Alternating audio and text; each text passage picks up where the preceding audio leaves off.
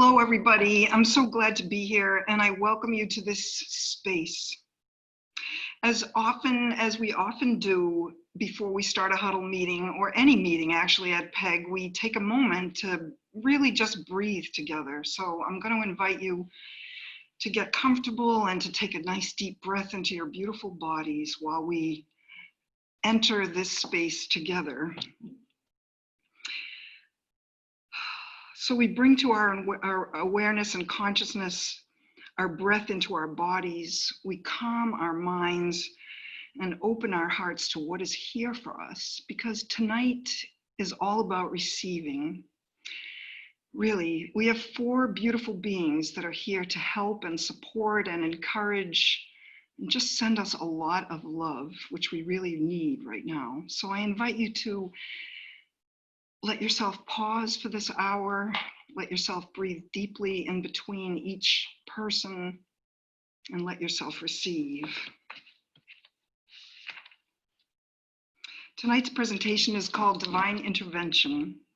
It came about through many meetings of the Huddle steering team. We wanted this month before elections to return to the core values of what the Huddle is. We started almost 4 years ago as an activist organization, but also as an organization that lends support and loving kindness to all the things that we are engaged in and involved in. And so we thought that the month before the election, it would be really good to return to our heart centers and this heart space in order to have the strength and the power and the control even that we need to get through the next few weeks. Everybody knows that we are tired warriors and we need sustenance and we need recovery. And so tonight, we hope that you receive both. We're so pleased and so grateful to the four healers, spiritual leaders of our community for giving of themselves tonight, because we know that you are all being called in so many different directions. We truly appreciate it. We know that you are here to bring us wisdom and how on the deepest personal levels that we can healthfully negotiate the next few weeks. And so tonight's format, well, first, could we please say hello to Reverend Rebecca Bryan, to Reverend Ogan Holder, to Heather Ensworth, and to Mark Clopton. I want to thank Julie Cook for being there so consistently for me in everything that we do here, and to the Huddle Hub, Debbie Hart-Klein, Deb Moss, Melissa Shea Mills, and Maria Chanin. So tonight we're going to use the chat box a lot because we really want to have this be a kind of sacred moment. So we're going to encourage you that as each person gives their presentation, that you make comments in the chat box, and at the end of all four presenters, we'll have an opportunity to talk together. So I am going to introduce each of the four speakers all at once, and then they will take it over from there so that there's no interruption between presentations for the greatest amount of, hopefully, impact. I just want to say to each of the speakers that I am so honored to know each of you and so deeply grateful that you're here. So first up tonight will be Reverend Rebecca Bryan, and her bio goes like this. She is the minister of the First Religious Society Unitarian Universalist in Newburyport, a congregation rooted in the inherent worth and dignity of all people. And I want to say that when I first started going there, which was not that long ago, it was because of your social justice bravery from the pulpit that keeps me coming back. Her ministry and life sits at the intersection of spirituality and social justice. Her personal philosophy, in the words of Howard Thurman, don't ask what the world needs, ask what makes you come alive, and then go do it.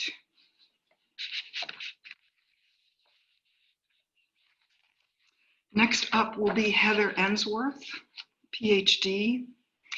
Heather is an internationally known astrologer with over 25 years experience. She is a clinical psychologist and a shamanic practitioner. I have taken a very major journey with her and felt my life change because of it. She has facilitated sacral circles for over 20 years and is committed to teaching and exploring ancient wisdom and healing practices. Next will be Reverend Ogun Holder, who is an ordained Unity minister and is currently serving as senior minister at Unity on the River in Amesbury, Mass, which was my spiritual home for years. He is an author, a podcaster, musician, and a certified Enneagram instructor. Originally from Barbados, Reverend Ogun is committed to co-creating safe spaces for the evolution of spiritual consciousness. And finally, on our agenda for tonight will be Mark Clopton, artistic director and founder of the Actors Studio in Newburyport, which began nearly 30 years ago in 1991 at the Tannery. He's been a friend for a few decades now, I think. He is teacher, director, writer, and the spiritual foundation of this Newburyport institution. Mark has been practicing shamanism since 1990, helping people understand core beliefs and healing the wounds that can hold us back. And so, without further ado, I invite Reverend Rebecca to begin. And let me just do this one.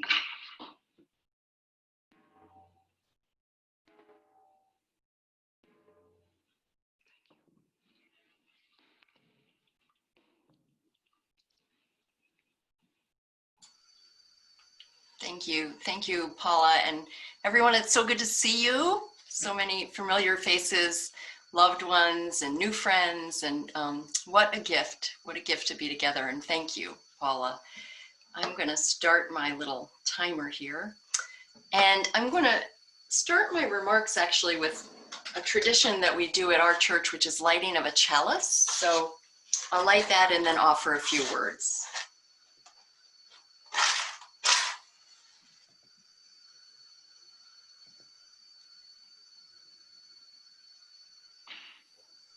The chalice, which is the symbol of all Unitarian Universalist congregations, was actually designed during World War II. So there's a lot of connection there. I'm going to start with words of Valerie Carr as our chalice lighting. She says, "This book I'll say this time. This time is for anyone who feels breathless. Maybe moving through this world in your body is enough to make you feel constriction in your chest. Maybe you're holding someone close to you who is struggling and suffering. Maybe you are reeling from the latest mass shooting or the refugee crisis at the border, or the looming threat of climate change, or the blistering pace of a global pandemic. Maybe, like me, you are breathless from all of the above. I thought my breathlessness was a sign of my weakness, until a wise friend told me what I wish to tell you. Your breathlessness is a sign of your bravery. It means you are awake to what's happening right now. The world is in transition." And I just loved that. I'm going to also share another short paragraph of hers from her book before going into my thoughts about this question of connecting our spirituality and our social justice efforts. And she says this: "Everyone has a role in the labor of birthing a new America. If you find yourself in harm's way right now, then it is not necessarily your role to listen to the people who are terrorizing you or to tend to any kind of wound in them. Your primary responsibility is to survive, find safety, and tend to the wounds they inflict on you, to build bonds with people who are willing to wonder about you, grieve with you, and fight with and for you. in finding ways to breathe, you are creating the kind of energy and joy that can sustain us all in the struggle. That is your act of revolutionary love. But by virtue of whatever privilege you have, if you find yourself safe enough to do the brave work of listening to your opponents, you have a vital role to play. So when I thought about sharing my thoughts this evening, it's an absolute truth for me that my spirituality and work with social justice they are inextricably connected. And without my spirituality, my spiritual practices, and the things that I do daily and other things regularly, I couldn't sustain. And I've seen so many people become burnt out, bitter, angry, mean, saying things that I actually know they don't want to say or mean. And that's without the spirituality. And yet I also know people, and this was the journey that I started with, where spirituality were my roots. That's kind of how I came into the world, not from my upbringing, just who I am. And there came a point in my life where it wasn't enough. And it wasn't not enough because I didn't do it enough, or it was because it was all about me. And I learned that I couldn't hold and live my spirituality without being connected to others in the world and doing whatever it was I could to manifest the values that I hold dear. So they are, to me, interconnected in ways that we can't separate.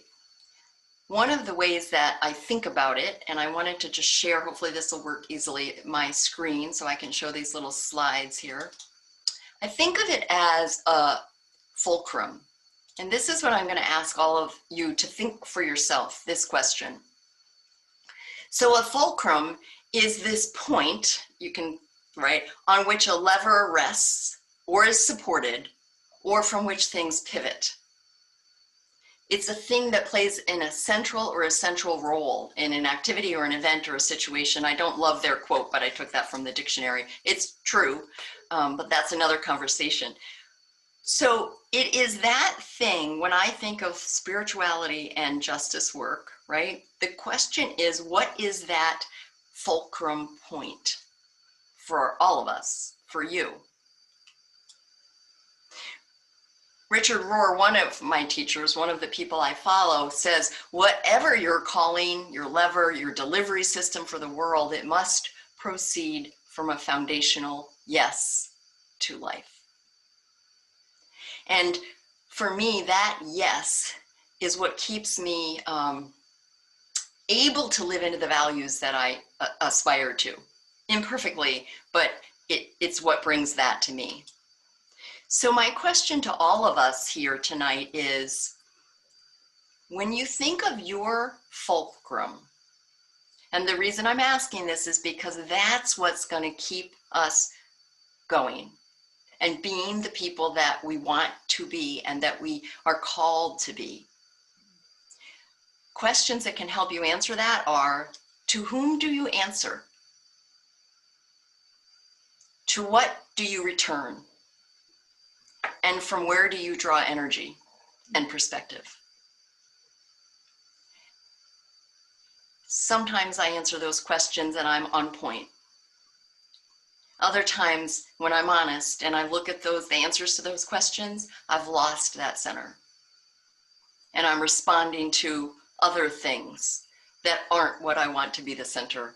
So for me, it's a very, very helpful paradigm. And it's a way I hold myself in check. And that's what I wanted to share with us tonight.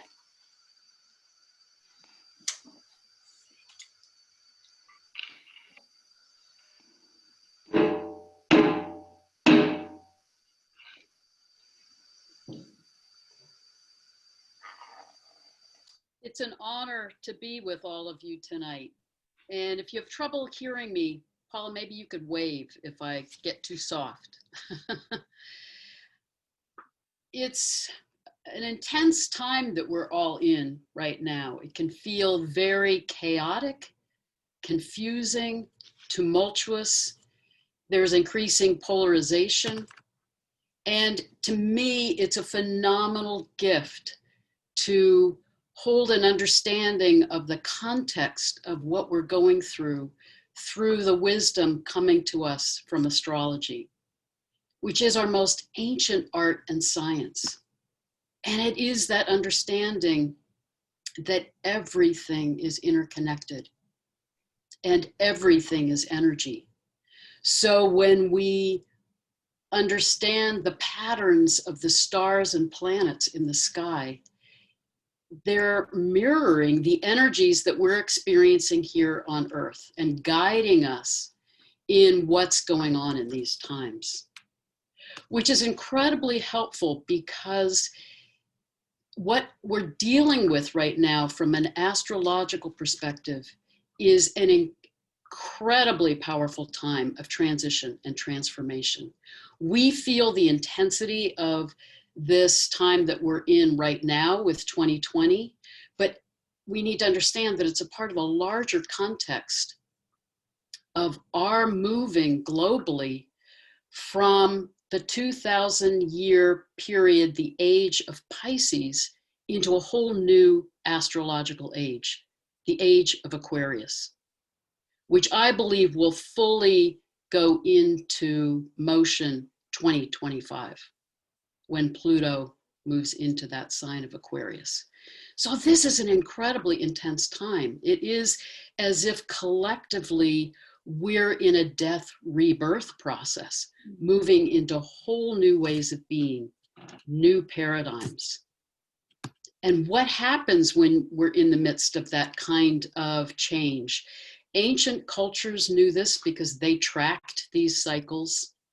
And science now is, modern research is showing that when we go through these transitions between ages, we experience earth changes, cultural shifts, tumult, and we're moving into new ways of consciousness, new ways of being.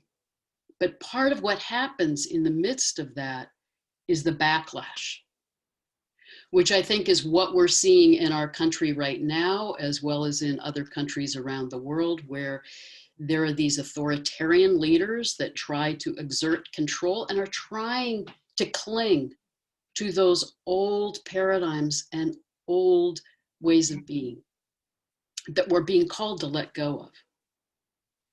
And what are the new forms that we're being guided to move into? What are the paradigms of the age of Aquarius? They are about openness to diversity, equality, justice, fairness, being in right relationship with each other, being in right relationship with the earth. It's about unity consciousness. That's what we're moving towards. But in the midst of that transition, it's very intense. It's like we're in the birth canal and we feel all those pressures and we feel as if we're dying, as if everything is collapsing. But it's actually a rebirth that we're in. And what is going on now in this particular time frame is a very powerful astrological configuration of Pluto, Saturn, and Jupiter in Capricorn. I talk a lot about this on my YouTube videos, so if you want more information, there's a lot there. But basically, since 2019, Pluto and Saturn have been active together, and that is a dynamic of the breakdown of systems and structures that are out of balance that need to be transformed. So we're seeing systems in chaos, falling apart, political systems, economic systems, educational systems, medical systems. It's actually to create space for Jupiter, which has moved into play this year, to bring new forms, to guide us into those new ways of being.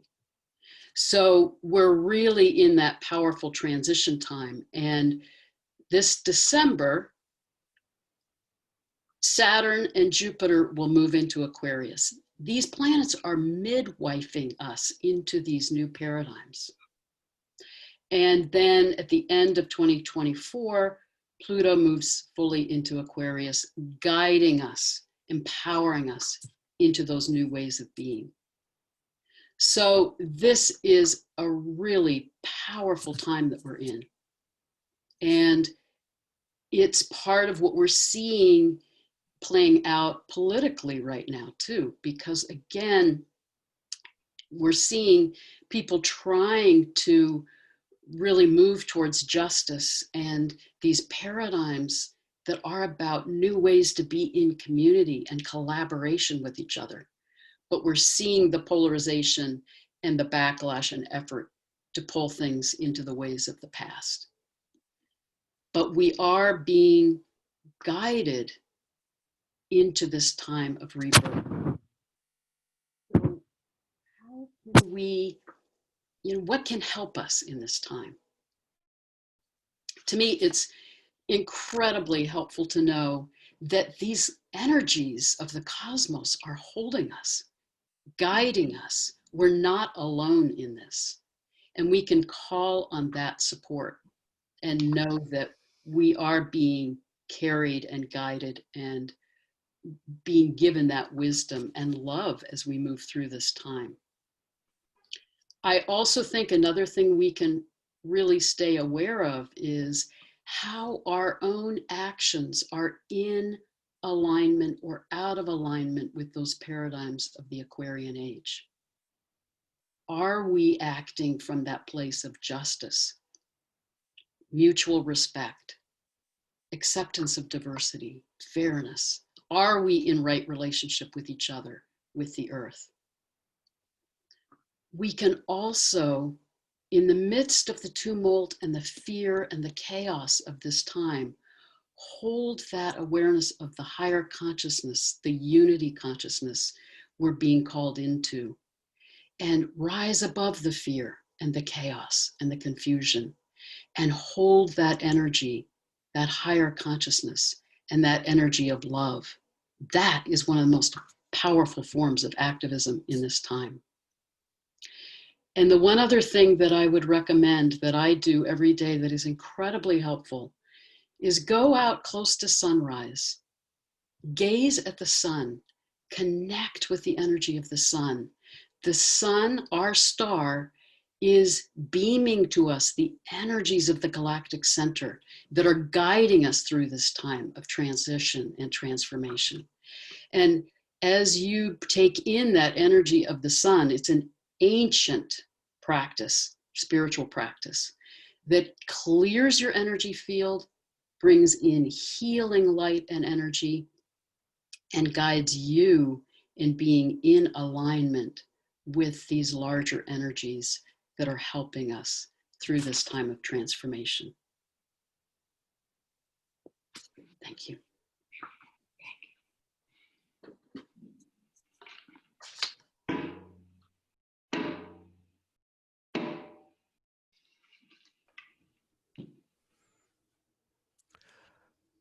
Good evening, and first of all, thank you, Paula, for this invitation to this auspicious gathering this evening.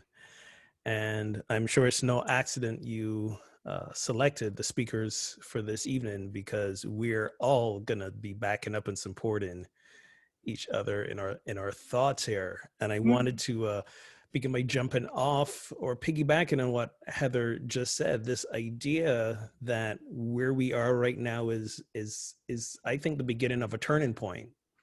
And this this is why it's so uncomfortable. What's that saying? It's always darkest before the dawn, right? So I believe we as humanity are getting ready to make another collective evolutionary consciousness jump.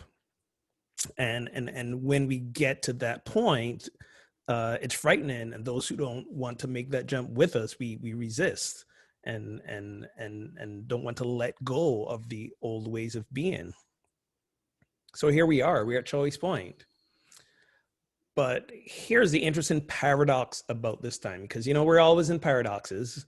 And I'm going to say a paradox that it's going to simultaneously bring you comfort and distress. It will be a paradox within a paradox. And it is this time right here, right now is so vitally important, and it doesn't matter. Let me say that again. This time, this moment, vitally important, and it ultimately doesn't matter. Here's why it doesn't matter. The evolution of consciousness is gonna happen, whether we get on board or not. It's gonna happen. We have no control over it, and consciousness spirals upwards. The evolution of our consciousness is always spiraling upwards. Okay. If we don't believe it, we got to take the long view. Look at how we've evolved as human beings over the last 100 years, 1,000 years, 10,000 years. We've always progressed towards equality and equanimity, and we're doing it faster. Think of how much we've accomplished and transformed in the last 100 years versus the 500 before that, right? So we may be already aware of this, and unfortunately, this is where it gets tempting to just sit back, not engage, do the spiritual bypass. We say it's in God's hands, or it's God's will. For those of us more spiritual leaning, it's in divine order. This is how it's supposed to unfold. We don't have to do anything. But here's the thing. We progress as we have because of the choices that we make at times like these. And this is why it is vitally important for us to be engaged. You know, we always talk about how do we bring peace, love, justice, all these divine qualities into the world, right? So divine qualities, God qualities, guess what? They show up through and as us.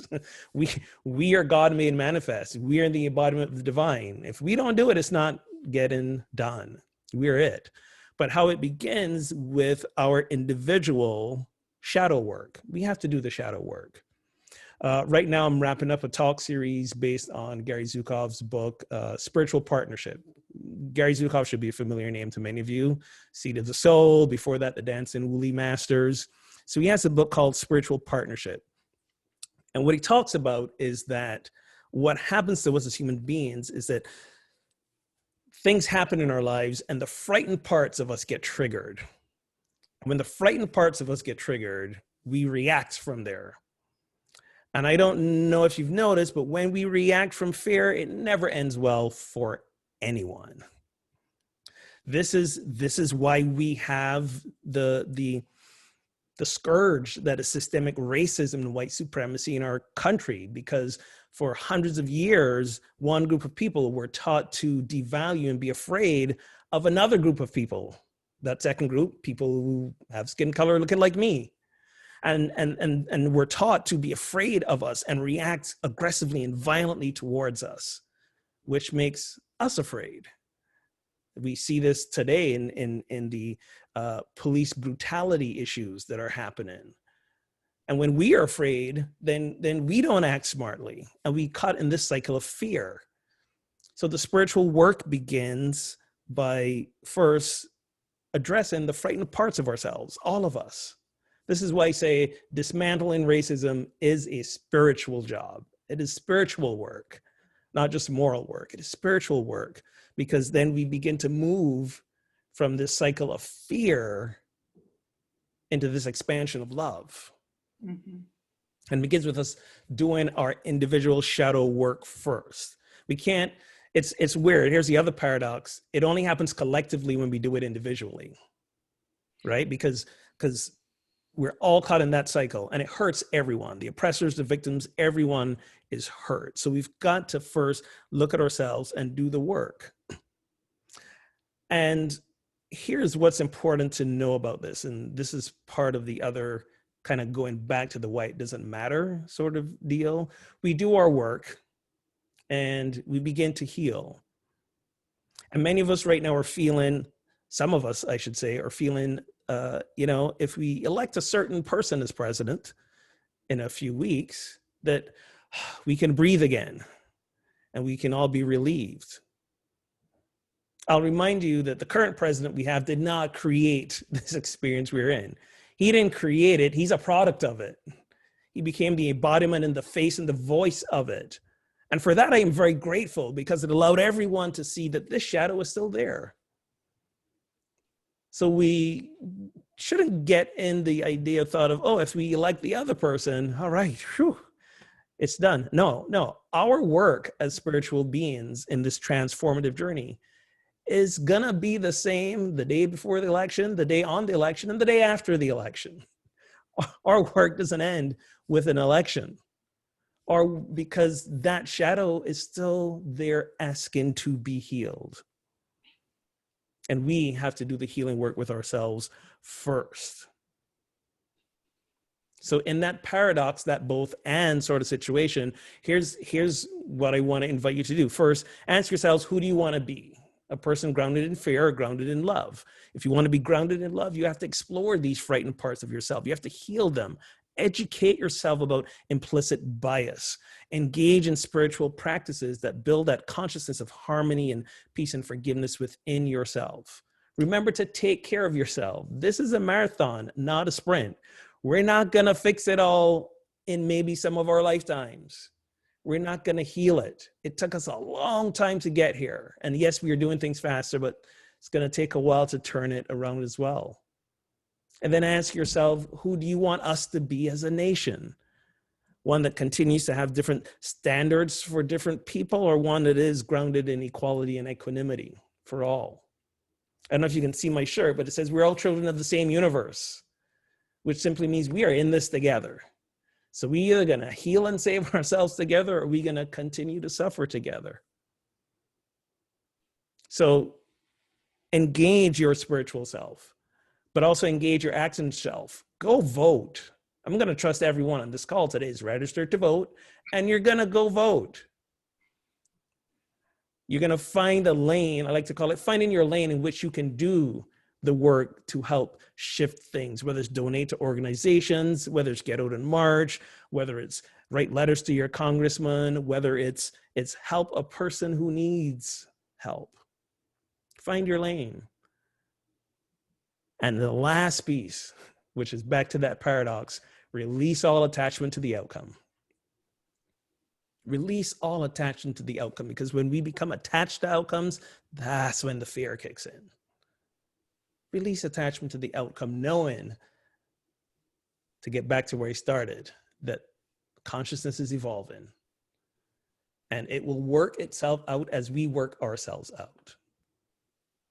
So I'm so glad that I'm here with all of you, because I know on some level you think and believe the same way, and you are the transformation that this world needs. Thank you.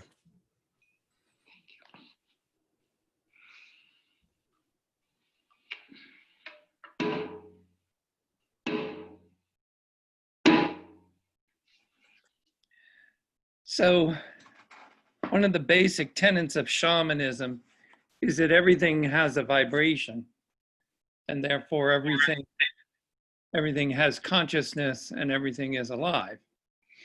And so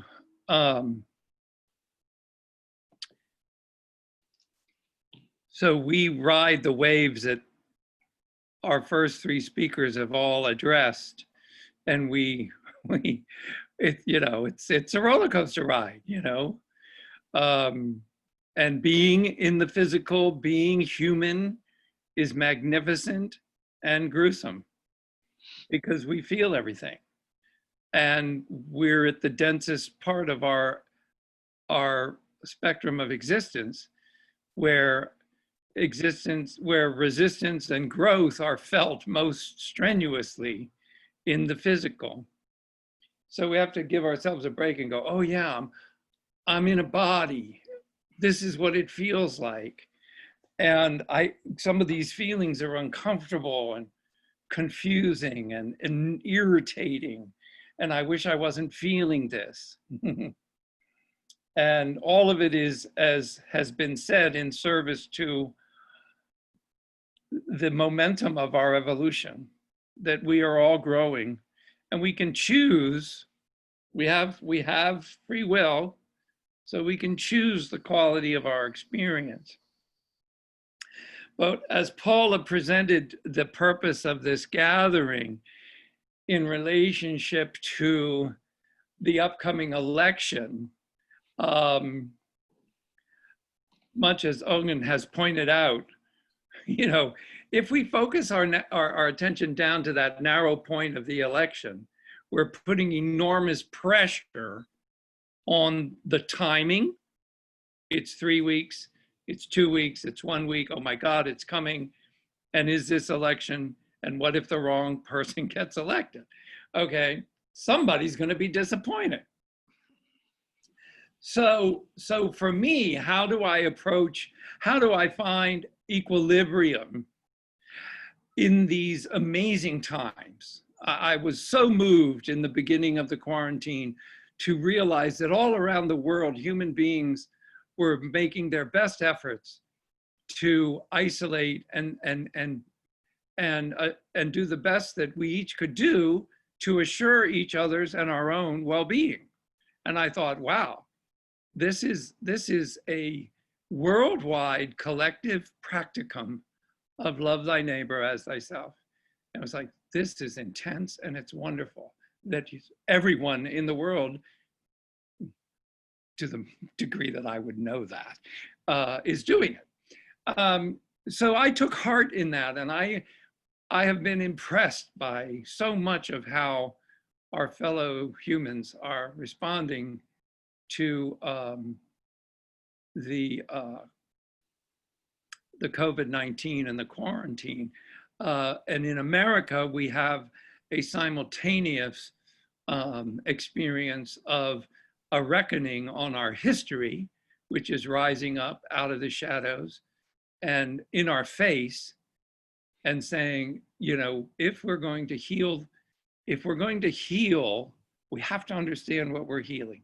And we're healing 401 years of repression and abuse and brutality. And that's not going to be easy. And we see all sorts of aspects of those elements in our culture coming up for assessment. So how do I find equilibrium? Because I'm as reactive as anybody. I can have my really bad days. I can say things, and I always add the caveat after I've said it is, I used to be a nice person. Because, you know, you just want to smack some people some days. And it's okay to have that feeling. That's our heart saying, this is a moral outrage. This offends my spirit.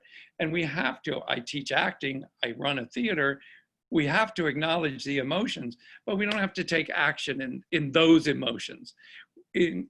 Where do I go?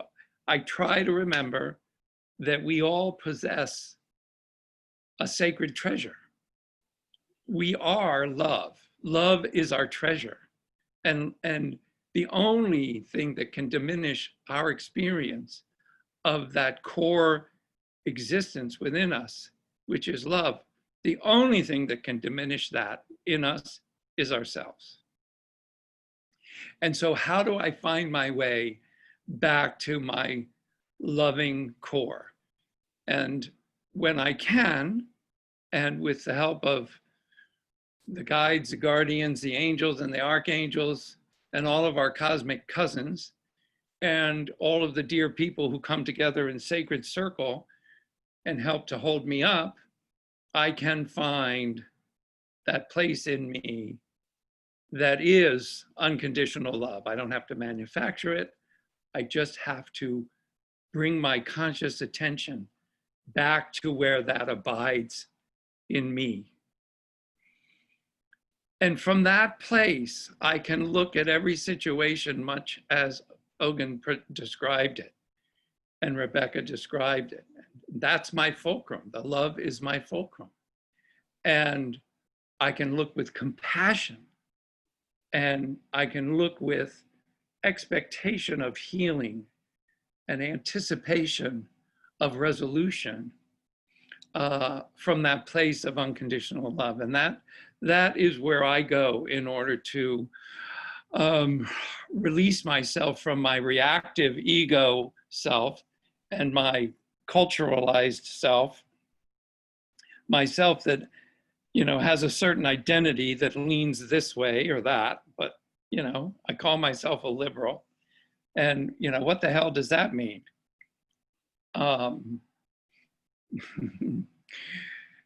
In it, it has a lot of imperfections hidden, okay?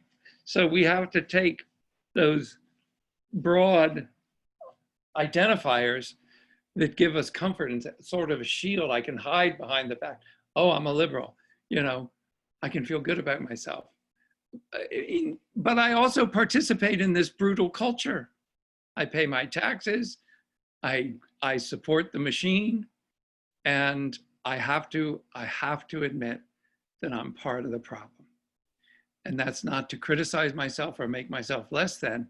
It's to say, if we want to heal the whole, as Ogun said, we have to heal the individual wounds and misperceptions and the distorted beliefs that we have formed from our own personal histories and from the things we have been taught and the things we've experienced. And so for me, it's love. Love is the fulcrum. Love is the gift. Love is the reality. And through that lens, I can face even the most out of balance person with a sense of compassion and hope and positive anticipation for healing. So that's what I have to say. Thank you.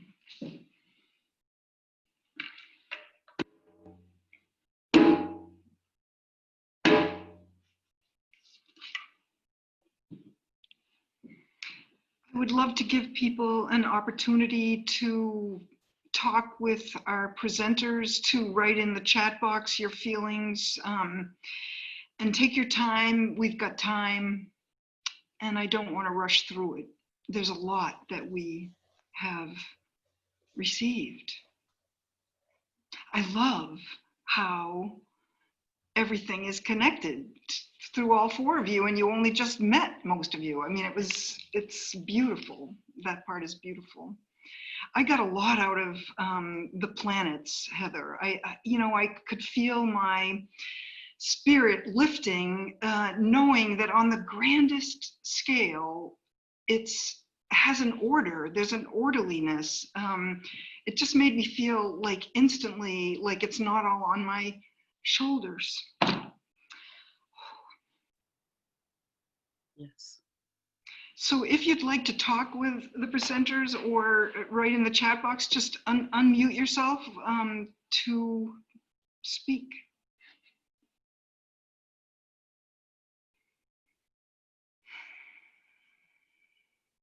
Did you like it? Do you feel better than when you came? I do. I do too. So grateful to be here. Yeah, me too.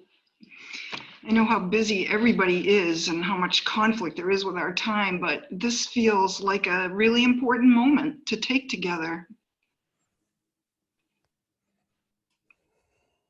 Yeah, that is so true. All right. Well, shall we move on? I hate to. I don't want to. I want to stay with you just like we are. I would just love to put my voice out to say thank you to everyone for being here and for being in spiritual community together. It's really hard in this moment, and I could take time to speak to each of you and tell you that you've mirrored back to me something that's been on my heart either for months or for years or for my lifetime. And I know Ogun from a long time ago in North Carolina, and I keep following him around in some way, shape, or form. But I just really appreciate each of you and your message. And it's a moment of activism, and I find myself always biting off a little more than I think I can chew, but I feel like this is a digestive approach, and I can refocus. And I'm about to start reaching out with phone calls to mom voters in my state, and I feel like I'm going to be able to do it from a different seat than I would have if I had started this without hearing this call. And I think that I'm so grateful for the refocusing on what the larger mission is and what we're really engaged in, and not to get distracted kind of by the noises and the manifestations, and to know that we're a part of something a lot bigger than any one election cycle or any one person or any one year. And I just can't thank you enough. I'm just so glad that I let my husband deal with my kids' bedtime, and I'm here with you all. So thank you so much. Thank you so much, Emily. Thank you. Nice to meet you. Good to meet you. I do want to take a moment to say hi to Emily, but also to Sherry thinks she's engaged in one of the most powerful forms of both spiritual and IRL in real life activism, which is being a conscious parent and raising 2 young children to live from a place of heart-centered love and compassion. That's how we shift this generationally, by breaking that cycle with our children and the children in our lives. And if we are grandparents, from our grandparents on the call, you guys got a special role, because you can get into all sorts of trouble with your grandkids and start mischief with them to challenge their parents, because kids are our greatest spiritual teachers. So I just wanted to give Emily a shout out for that and to say thank you. Great. She's one of my lifers. We're gonna be friends for life. There you go. So we're gonna kind of segue and it makes a lot of sense, actually. It felt at first like maybe it was too much of a contrast, but really it isn't. Where we promised that along with inspiration and aspiration, that we would also give you some hands-on things to do between now and the election. And I'm going to hand it over in just a second to Debbie Hart-Klein. But with this said, our whole approach at the Huddle is to find the places that, as all these speakers have showed us tonight, where your heart is called to act, and to make sure that we bring forward the things in us that come from that place in our heart, the loving place, and not from necessarily the nervous, the anxious, or the angry place. So that's what we're going to be offering you next for the final 10 or 15 minutes of the meeting. I'll hand it over to you, Debbie. Thanks, Paula. It does feel like a little 180, but I think Emily sort of helped bring the transition in what you're talking about, calling moms. I do have a deck, but I think I'll skip it because it makes it a little more formal, or a little less formal without it, and it'll be a little faster. Okay. So what we wanted to talk about is, between now and the end of Election Day, what are the things that we can do on the ground? How can we help to make a difference? And there are so many ways to help. And there's so many options out there that it can be sort of confusing, and it may actually be overwhelming if you get lots of emails and texts, and if you're looking at what can I do, it's just a huge amount of things you can do. And the hope is that it's not so overwhelming that you're throwing up your hands and saying, I can't deal with it because I don't know where to turn.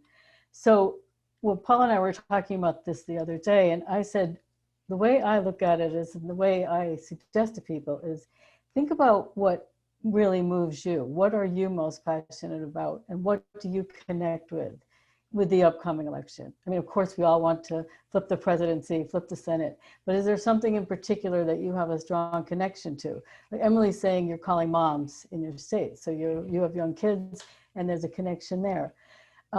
Maybe you grew up in one of the swing states, or you vacation in one of them a lot, or you have friends or family there. So you feel a connection to a certain state. So you want to help there with the presidency and the Senate elections. Or maybe you feel a stronger connection locally and you'd like to help out in Maine or New Hampshire, which of course are our close neighbors and they are swing states. Or you want to help really locally and help Amber Hewitt or Christina Eckert to flip those state representative seats blue. So that's one thing to think about, where is your passion and what do you connect with? And it could actually be an issue too, is it the environment? Is it gun safety? All of these are ways you can help. You just find what's most important to you. The other thing to think about is a practical thing, which is your schedule. Are you planning to devote night and day between now and the end of November 3rd to helping? Can you only help evenings and weekends? Do you want to do 1 hour a day? You think about realistically, what is your time commitment that you can make, both in terms of number and types of hours. And the final thing is sort of what are you comfortable doing? And actually, frankly, it's not necessarily what you're comfortable doing, it's what you're comfortable stretching yourself to do, or what you're least uncomfortable with, because none of this is comfortable. I mean, none of us wants to be out there campaigning. We have lives we'd rather be living. So it's sort of what can you see yourself realistically doing? And stretching really is a good idea if you can. Now, historically, door-to-door canvassing has always been the main way to campaign. That's been seen as the best way to connect with voters, best way to have conversations. But that's not being done now. At least the Democrats aren't doing it to be COVID safe. But even with that, there still are some things that you can do if you want to pound the pavement. Locally, Christina and Amber have literature drops. And they go door to door and they put brochures inside the screen door or on the handle. You're not having to meet with people. And so that's the closest thing we have to canvassing. And also, if you like being outside and you want to do something in person, they are doing sign holding. They've been doing it every Saturday in high profile places. And now they're going to be doing it on election day, but also during early voting. And we have a link, and Julie mentioned if you put your email in the chat, we'll send everything to you, but I can also post it on Facebook. So you can sign up to hold signs for them. And then being so close to New Hampshire and Maine, where the elections are so critical, there will be sign holding there at their polling places. Then another thing that's really critical to do, especially without the door-to-door canvassing, is phone banking. And phone banking is something that many people hate doing or are afraid of doing or have done and was a horrible experience. This is definitely the thing that I'm pointing to when I say we really need to figure out how we can stretch to participate. But phone banking is really, there's a whole host of things you can choose. So if you're concerned about phone banking, is that no one answers the phone and it feels like a waste of time, there are phone banks where you can leave a voicemail message. There also are auto dial phone banks so that you're not sitting there dialing and dialing. It's only connecting you to live people. If your concern is that you're not going to know enough because you're calling, you're calling for, Mark Kelly in Arizona, and what do you know about Arizona and Mark Kelly? You don't have to worry about that. You can pick campaigns where you are knowledgeable, and some of them are not about candidates at all. They are calling disenfranchised voters, for example, in areas where there's a lot of voter suppression, and helping them realize that they're not registered anymore and helping them register again. And that's very rewarding. And these are people that really appreciate the call. So that actually gets at another fear, I think, of phone banking, which is that people are going to be rude and hang up, and you're just going to be faced with hostile individuals. And there certainly are phone banks like that, but there are others where you really are getting friendly people. In Wisconsin, for example, they've been doing a ton of phone banking to committed Democrats to try to get them to volunteer to work the polls, because you may remember from their primary, their lines were like horrendous. And that's true in quite a few states. So when you think about phone banking, it really falls into quite a few categories. Now, if you haven't phone bank and you don't have a strong feeling about what you do, my recommendation is that through Indivisible Rise and New England Women for Biden, there are phone banks almost every day that are hosted locally here in Newburyport. So there's a friendly face that and people there that you may know, and it's a good way to learn, and a good way to learn in a way with, you know, with people that you know are nearby. If you do have a passion for something in particular, or the schedule on the iRise calendar doesn't fit for you, there's an organization called Together for 2020, which is a coalition of Massachusetts activist groups. They have an amazing calendar. It's really, really so well organized. You can go by day, you can look by activity, you can look by state. Can I interrupt you for just a minute? Yeah. Can we put the iRise calendar info up on the chat? That's the most important link, I think. Yeah, right? that's good. And actually from there, you can get to the website and there's a whole bunch of resources. So, and then, so I've kind of gone on and along about phone banking just because that's so important, but there are other things you can do from, you know, the safety of your home. And one thing that's very interesting is volunteering to work the voter hotlines. And they have shifts going on now, and they're going to have a lot. They're going to have huge needs on election day. And that's a really interesting way to get involved. You know, it does take a little more training, but you are manned with a whole ton of research and resources. So you're not expected to know, you know, all the ins and outs of the voter laws and issues in a particular state that you're assigned to. And there, of course, you're talking to people who need your help because they're calling you. So that's a couple of the key things from home. Another thing that's very important and is really useful and is relatively easy, which is that if you have friends and family in some of the battleground states, if you can talk to them, make sure they're voting, make sure they get their friends to vote, see if they'd be interested in being poll workers.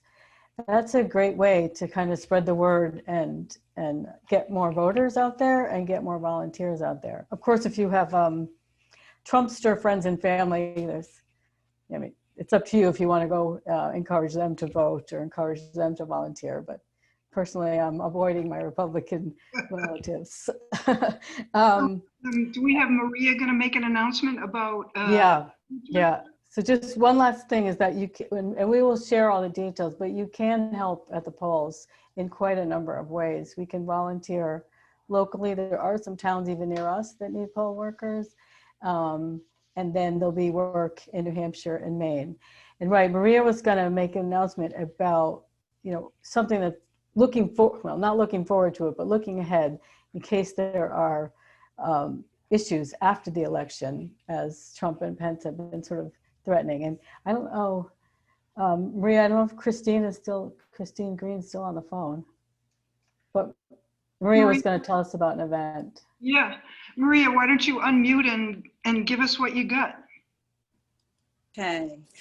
Well, first of all, stand back and stand by is what Trump said boldly in the debate when he was asked to denounce white supremacy and the Proud Boys. He also said if he loses the election, he won't leave office. After listening to the presentation today, I realized that I was thinking from a fearful place. And I've come to think about this as more of a preparation place. On October 14th at 7 p.m., the Huddle, along with other groups like iRise and various Democratic committees in the area, are hosting an event, and it's with Christine Green, and it's called Nonviolent Resistance and De-Escalation. And the idea is just to be preparing for possible things that could happen and how we can respond. And like I said, I was thinking before that instead of thinking of it as a fearful thing, thinking of it as a a preparation to get yourself ready so that you know how you would react and what you could possibly do to make things better. So I hope you'll mark the date, October 14th, 7 p.m. It's a Zoom event, and it looks to be amazing and informative. Yeah, Thanks. really important, really important. Thank you, Maria. Wow. So bookended, you know, hearts full of love and openness and possibility and some things that we can actually do. I hope that you got fed.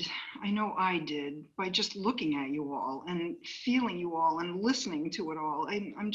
I feel different than I did like today and yesterday and for the week before this. It's just really helps a lot. We've created a beautiful circle, a wonderful community, and let's go forth and do what we have to do. I love you. Thank you. Thank you, thank you, thank you. And see you soon at the polls, on the streets, by Zoom. Go by everybody's houses who have beautiful signs on them. Patty Ann has a gorgeous house full of signs. Rebecca does. Arlene's working the polls. I mean, we're doing it. We're doing it. Thank you, Paula, Thank you. for a spectacular evening. Thank you, Paula. Thank you, so everyone. much, Paula. Thank you all. Thank you to all the speakers. Thank you, Heather. Thank you, Mark. Have a good night. Thank you. Rebecca's on another call. She had to leave. So anyway, bye. See you soon. Bye. Paula, remind people about Amber's debate. Oh, yes. Oh, did we put the link up? Because Yes, you did. It's on there. Yes. so she's just finishing. Let's go find out how she managed to win the debate. Yay. Yay. Thank you. Talk to you all soon. Bye.